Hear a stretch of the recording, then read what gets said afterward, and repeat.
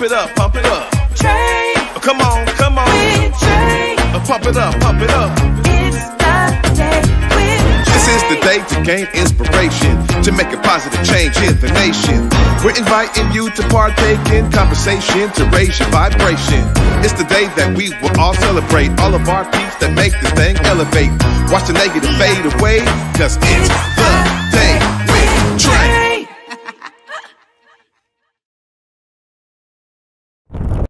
Grand Rising, everyone. Welcome to the Day with Trae. I'm your host, Trae Holiday. I want to welcome you to a magnificent Monday.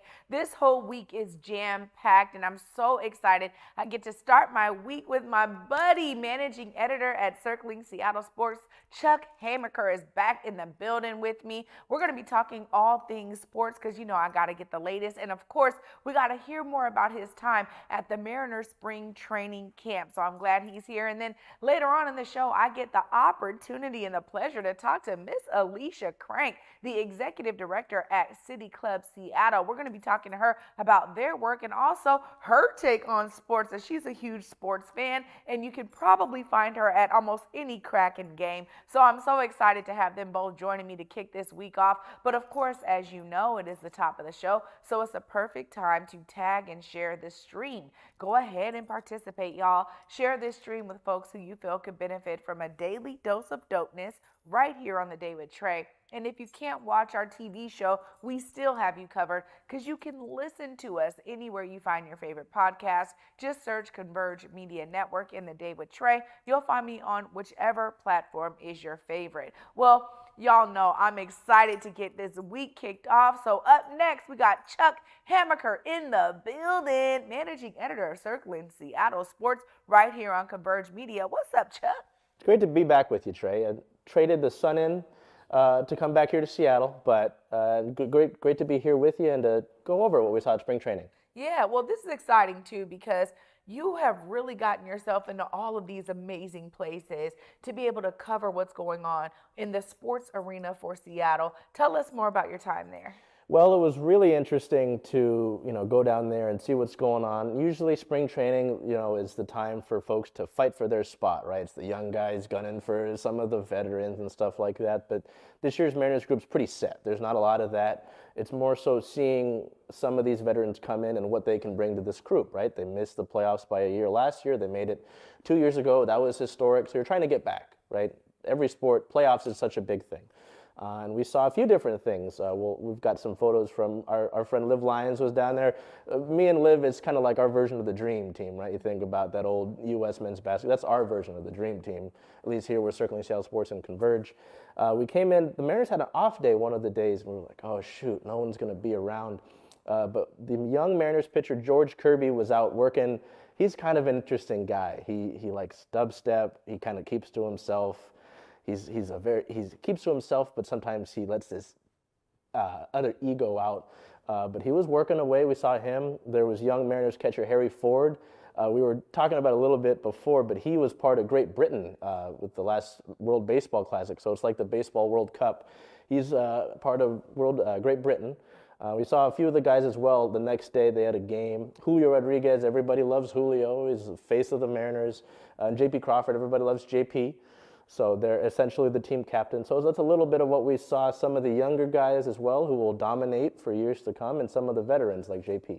Well, for some of us who don't know, you were just talking about trading in the sun. Tell us more about where spring training camp happens and, how long it's been there or, things like that. Because some of us don't know, including myself, Chuck. No, so every spring training, which starts around February, they start to come down to Peoria, Arizona. So if you've ever been out in Arizona, all the cities are kind of in this main sector. There's Glendale, there's Surprise, there's Goodyear. It's called the Cactus League. So half of baseball goes there, half of them goes to Florida, called the Grapefruit League. The Mariners are in the Cactus League. They go down to Peoria. They actually share a complex with the Padres. So it's funny, whenever those two teams play, one of them is the home team, but they both kind of own the facility. But they've got their facility there. They've got their actual stadium of Peoria Sports Complex, but then they got a lot of back lots. They're just baseball fields everywhere. It's like baseball heaven in a lot of regards. You got the sun. It was nice when we went down there, but it wasn't too hot. Nice 75. I didn't burn, which was nice. But yeah, Peoria, Arizona, they've been there for as long as I can remember, at least a few decades. They go down there from February to just about the end of the month of March, and then they've got opening day here on the 28th of March. So yeah, Peoria every year down in Arizona, get some sun. It's nice for them because you know how it is around here, especially earlier months of the year.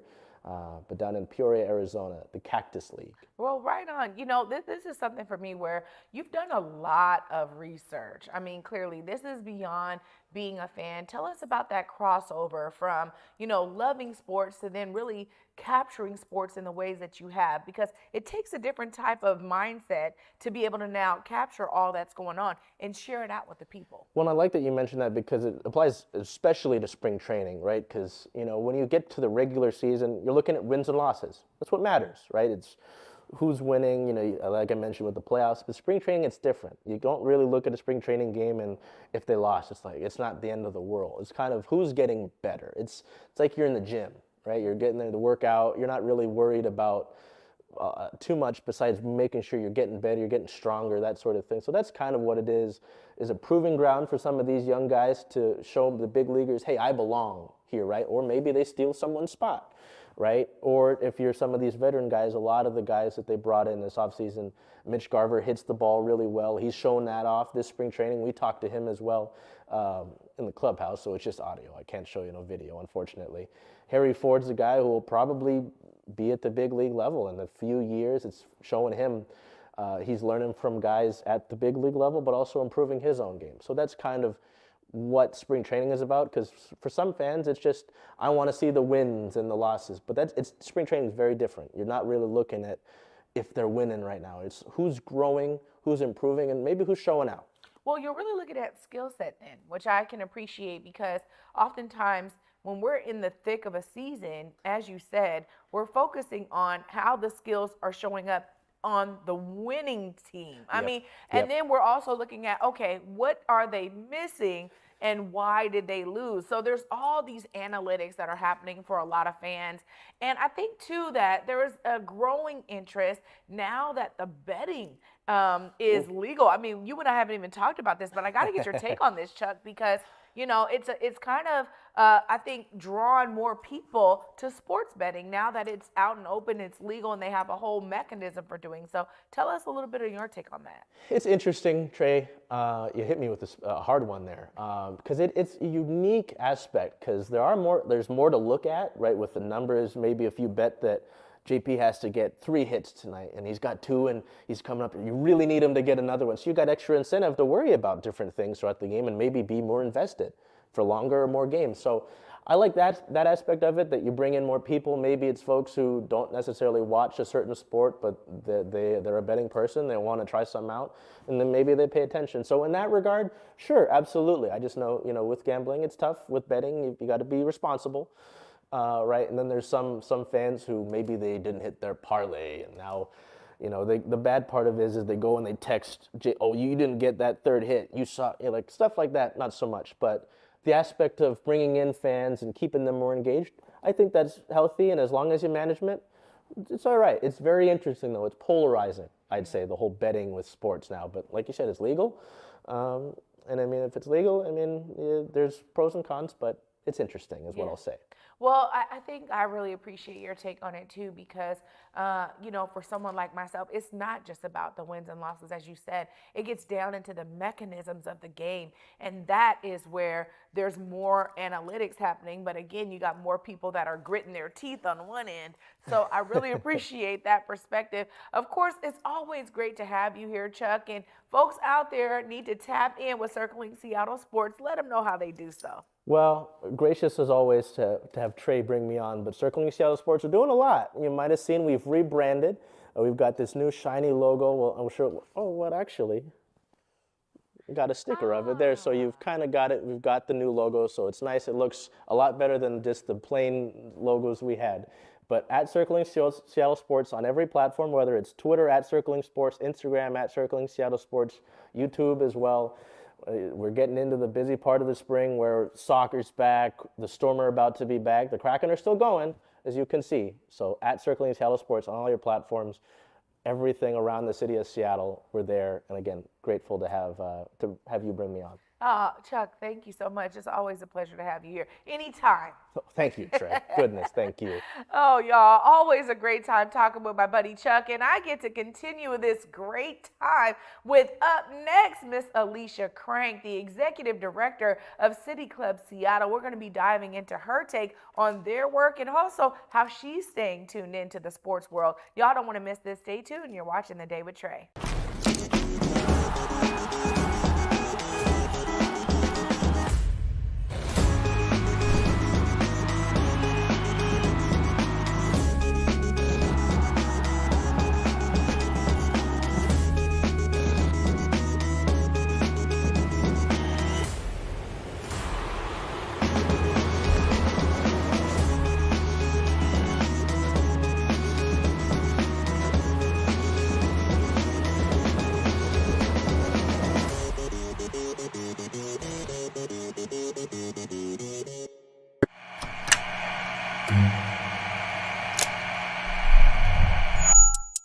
Hello, welcome to Elite Insights with Carlos Humani. We're looking to offer an in-depth look at event production industry through the lens of client experiences and joint successes.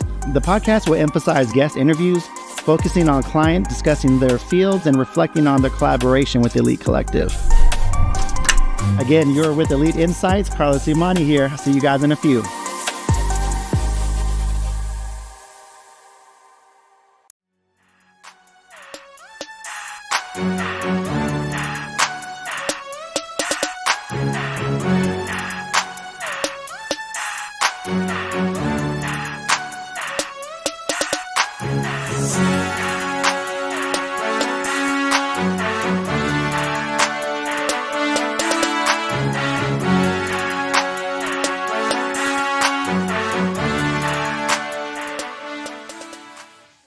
Welcome back, everyone, to The Day with Trae. I'm your host, Trae Holiday. Joining me right now is Miss Alicia Crank. What's up, Alicia? Hey Trae, how you doing? I'm great. It's so good to have you here. Yes, I had to bring a pair of my cute glasses out for you. I love them. I'm loving the little dual nature. I'm Yes, feeling it. certainly. Well, you know, Executive Director at Yes. City Club, Seattle City Club. Yeah. Tell us what that entails. What does the City Club do?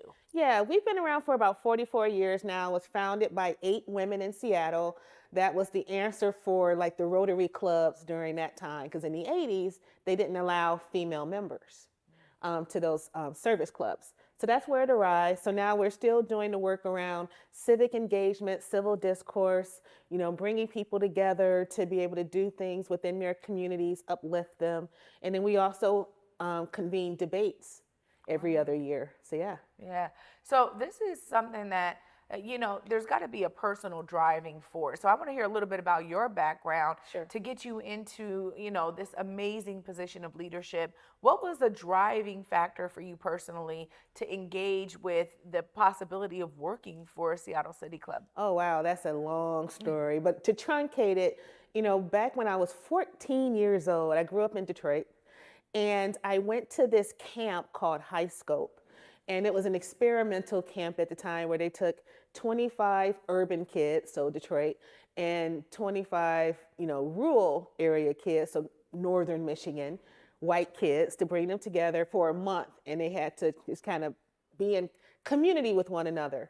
And I think for me, I mean, 3 of my best friends have come out of that experience.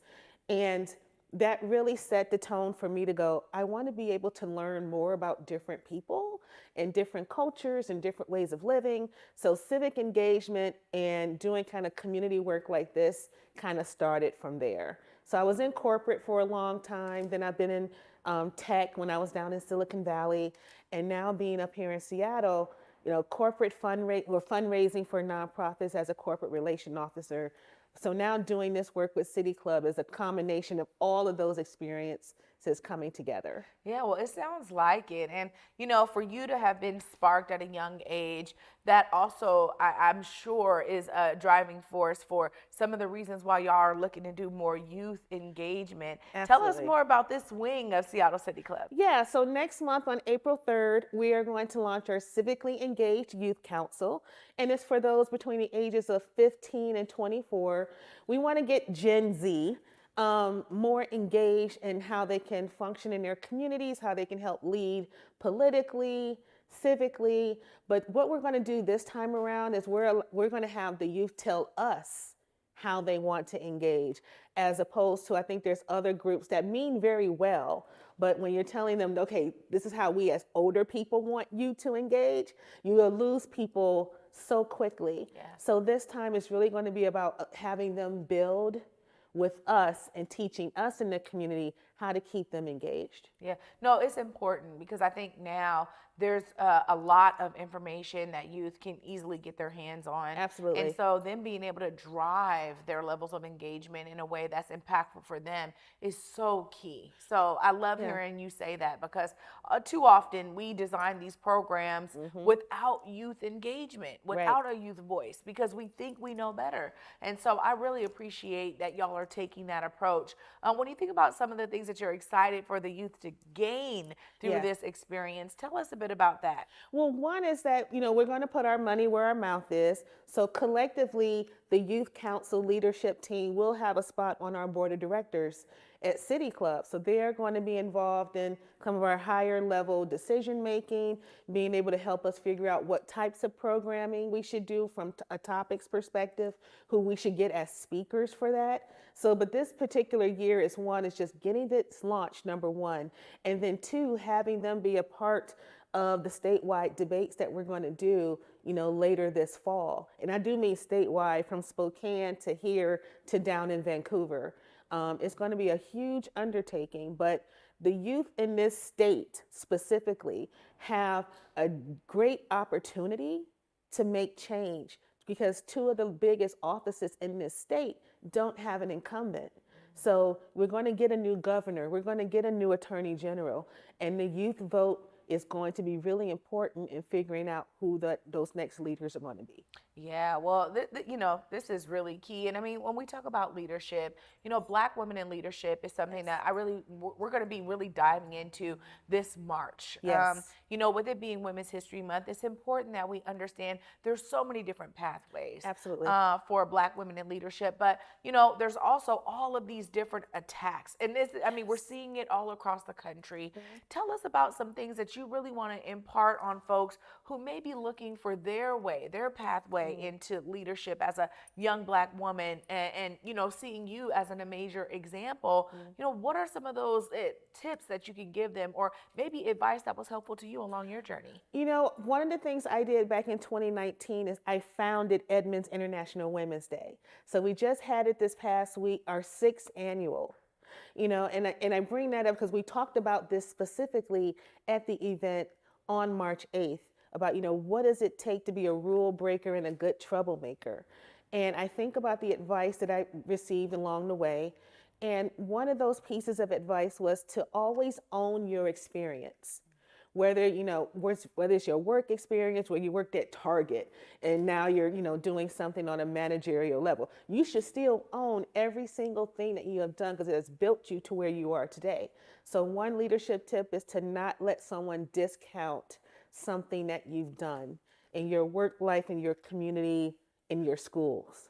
I think the other one, especially as a Black woman, is acknowledging whatever fears you have about being the first or the only in that space. Acknowledge it, but don't let it rule you. Because here's what I ended up learning is that when I've stepped into these spaces, and even to this day, when I'm the first and or the only person that looks like me walking into the room and being a decision maker, is, if they're going to stare at me anyway, I'm going to tell them what I want them to hear. I'm going to show them what they need to see. So if they're already going to be fixated on you for whatever reason, use that as an opportunity to get your point and your message across. Oh, I love this. And, for me, as a leader myself, this is something that what you just said resonates with me to the core. Yeah. Because no matter where you end up, taking those life lessons along the way and every position that you've held. I mean, you talked about it. All of the things that you did got you here today. Yeah, absolutely. And if you discredit one of them, if you try to not give it its, power, you lose some of that. So I loved hearing that. I ran for office several times locally up in Edmonds and even when I was down in the Bay Area. And so when someone says, you weren't successful, and I was like, actually I was. Every time I ran, people got to know who I was a lot better than they had beforehand. And opportunities presented themselves afterwards. I wouldn't be in the role I was in today if I hadn't gone through running for office those times and learning what it is on that side that makes that process utterly stressful. But to now be on this side of it to say, okay, I know what others are coming through, and I can use my experience to say, here's what you can avoid, here's what you should look out for, here's what you should absolutely do. But in the words of the Vote Run League folks who I adore, run as you are, not as what someone tells you you're supposed to be. Oh, that is so needed in the world of politics, right? Yes. Because we have a lot of folks who go along to get along. Absolutely. And I love that, what we need really is authentic leadership. So thank you for showing up as an authentic leader at Seattle City Club and for giving those tips to young folks out there looking to find their way. And before I let you go, I hear you're a huge Kraken fan. I had to ask you a bit about that because I heard you and on Han when Chuck was on the stage. Tell us a bit about why you love sports and what is so cool about the Kraken. Why do people need to be going to these games? Well, I'm gonna tell you, again, growing up in Detroit, when I tell people that I'm a hockey fan and they give me the side eye, I was like, you know what? It was actually a lot easier for us as youth in Detroit to get to a Red Wings game than a Pistons game, basketball or football, because those stadiums were in the suburbs. And Joe Louis Arena, now Little Caesars Arena, literally in the heart of downtown Detroit. So growing up in a big four city that had, hockey, baseball, football, and basketball. It was easy to become a sports fan. And then coming here to Seattle now and being, at the beginning of, the campaign to bring a pro hockey team here, I was really impressed with how the Kraken did it differently. I like that they put women and persons of color, in these primary roles, these front-facing, front office roles. So between my fandom in general of the sport, I like a nice little, violent game every once in a while. And then seeing how they're, really redefining who is represented in that sport. That's how I became a Kraken fan, and I have way too many sweaters, jerseys at home for each of them. But it's a great place to be, and honestly, it's a great place to hang out. I met my fellow 32 crew folks, through this fandom, and we've all been able to do business together as part of this fandom. So it really has paid off, and it's been worthy to be a part of that fandom. Well, I'll say this, I attended, 1 or 2 games, and I just was so impressed with the production value of the game. I think that is something that's not talked about enough because you think, oh, am I into hockey? I don't know how they're keeping score. I don't know what all the rules are. But the production brought me in so quickly from day one. So I think they're doing a phenomenal job over here. Glad to hear that they got you as a fan and that you are really setting the standard here when it comes to females in leadership and specifically Black females in leadership. Thank you so much for joining me today. Of course, if folks are looking to learn more, figure out how they can contribute to Seattle City Club, please look right there. Let them know how to do so. So you can go to our website, seattlecity.club.org. That's also the same on all of the social networks. Come learn about what we're doing. We have a great event that we do, Civic Cocktail, every month at the Collective Seattle in South Lake Union. Fun space, great networking space, and come hang out with us. Right on. Thank you so much, Alicia. You're Pure welcome. pleasure. Thank you, love. Yeah. Y'all, I'm telling you, what a phenomenal Monday. I'm going to wrap up all of this phenomenalness right after this short break. Stay tuned, y'all. You're watching The Day with Trae.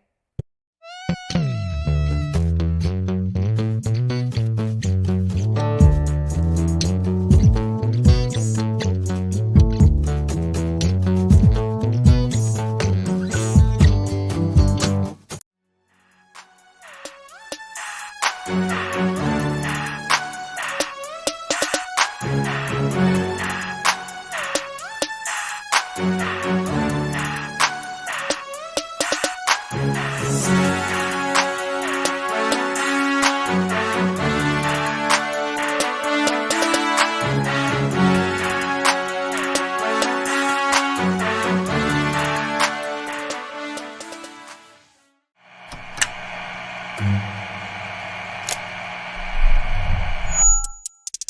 welcome to Elite Insights with Carlos Imani.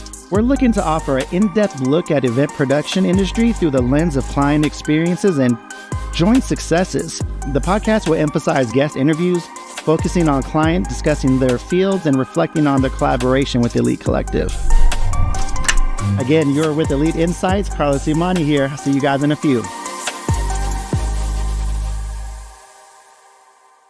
Africatown Plaza is our latest affordable housing development project. It's 126 units of affordable housing over community commercial space. It's the first time in my career, and I've been doing this for 10 years, that I was able to design for people who look like me.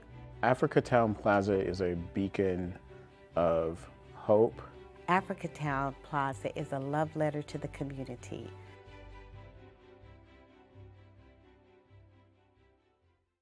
Welcome back, everyone, to The Day with Trae. I'm your host, Trae Holiday. What a magnificent Monday indeed. Huge shout out to my guest, Chuck, my buddy, the managing editor right there at Circling Seattle Sports, right here on Converge Media, and also the executive director of Seattle City Club, Miss Alicia Crank.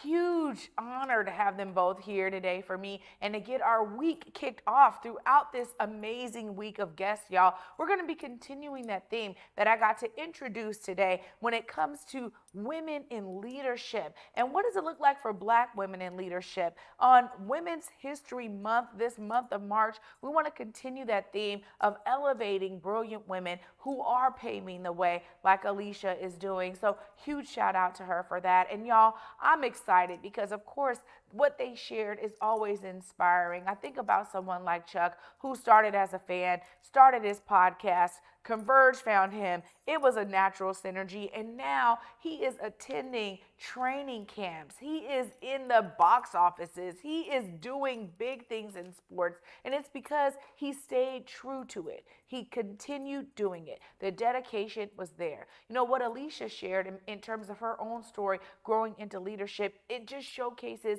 that once you know something and you continue to do it, from 14, she realized, hey, I actually enjoy the civic process. Let me figure out how I can do it over here. Let me figure out another layer of leadership here to bring her to where she is today as the executive director of Seattle City Club. So no matter what it is that you are interested in or that your talent is in, there is a way for you to be inspired, to build, to be diligent, to continue on and to press on so that you too can be a part of the solution, as my guests are and as they've shown you here today.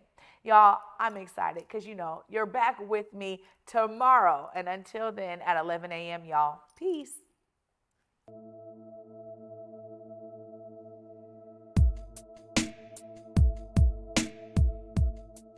Converge Media produces culturally relevant content for Black and urban audiences. Our coverage is raw, transparent, and objective, praised by community leaders, government officials, and residents.